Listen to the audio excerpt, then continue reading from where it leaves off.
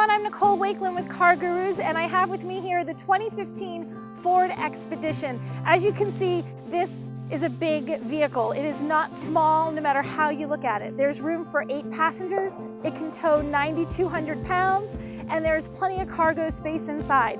The biggest news for this year is the engine. You're not going to get a V8 on this, you're going to get an EcoBoost V6 that still has plenty of power to move this beast down the highway.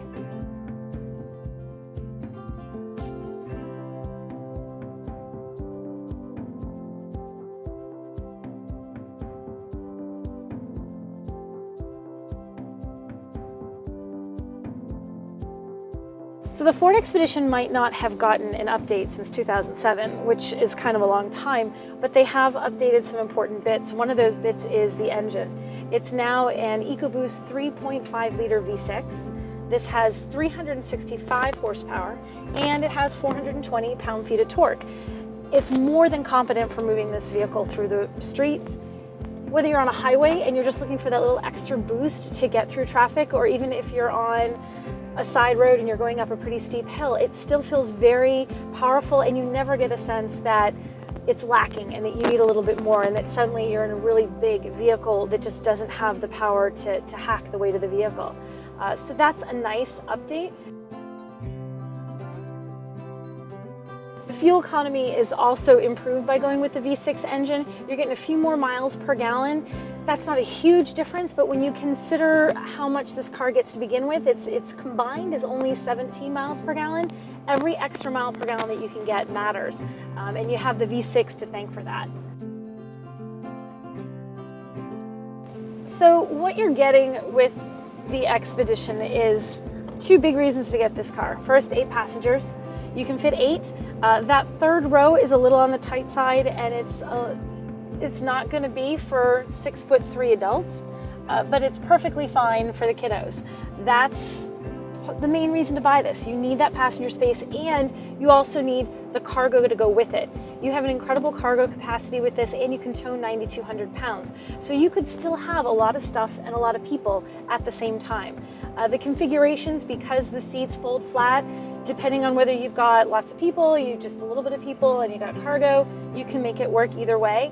That's a nice feature too. As for comfort, now this is the King Ranch, so it's got some fancier trims. It has a special kind of leather, the brown leather, and you'll see the King Ranch logo everywhere. That's something that you're only going to find in this edition, although this isn't even the fanciest version of the car.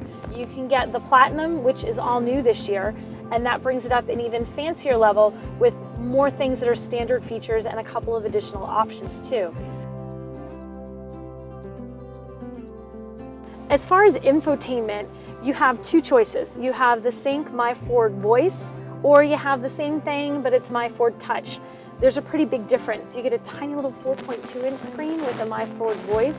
Upgraded to Touch, you get a bigger screen. It's 8 inches. It's divided into 4 quadrants, so it's actually really easy to use, and it's easy to see at a glance what you've got and to find something without having to look too long away from the road. You also get on your dashboard, you're going to have 2 4.2-inch screens for all of your information. That is an upgrade on the base model, which is the XLT, and everything else that's standard. It's totally worth the upgrade. If you want to go one higher than that, the Sync 3 system, well, that's new for 2016. You're not going to get that on this version of the car at all. So if that's what you want the newest, latest, and greatest version of their infotainment, you have to wait for the 16 model year. So how much is a bad boy like this going to cost? For this exact model that I'm driving right now, $62,000. So it's not cheap. You're not really going to get yourself into an 8-passenger SUV for cheap eats, but you can do it for less than this in some other brands. That's also a challenge. So your value is only sort of there. If you're getting the top of the line in this, you could be bumping up near 70 grand, but if you're willing to give up a little bit and you don't mind the base trim, you don't want some of the fancier accoutrements that you can get in this, then you're looking at a car that's closer to 50,000. So you have some options, but no matter how you cut it, this is definitely not a cheap car. One of the nice things that you get in the Expedition, which is super helpful because of its size, is there's deployable foot rails so that when the doors open, the foot rails come down and you can step right up into the car. It's great if you're short. Even if you're not short, this is a nice feature. The only trick is they come down no matter what. So if you just open the door, for example, to throw something inside, you got to be careful those don't come down and pop you in the shins. So all in all, you have a car that's a decent, large SUV. The failing of it, and I hate to say that because this is otherwise a great vehicle, is that the interior just isn't quite up to modern standards. That 2007 lag between then and now, things have changed. And although it's nice and there's quality leathers, there's also kind of a lot of plastics and things that just don't look as updated. Like if you look at a Chevy Tahoe, that one is all new. That car looks fantastic. This one just isn't. It doesn't shine as well on the inside, despite the fact that it easily accommodates 8 people, gives you your cargo, and gives you your towing. That's something that they really need to address, and hopefully that will come up in the next few years.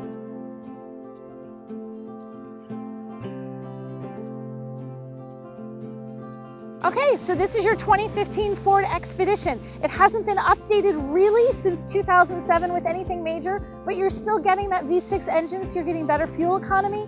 You get all that passenger room, cargo space, towing capacity, so you're getting a lot of utility in this vehicle. Read my full review at CarGurus. Feel free to leave comments and please subscribe to our channel.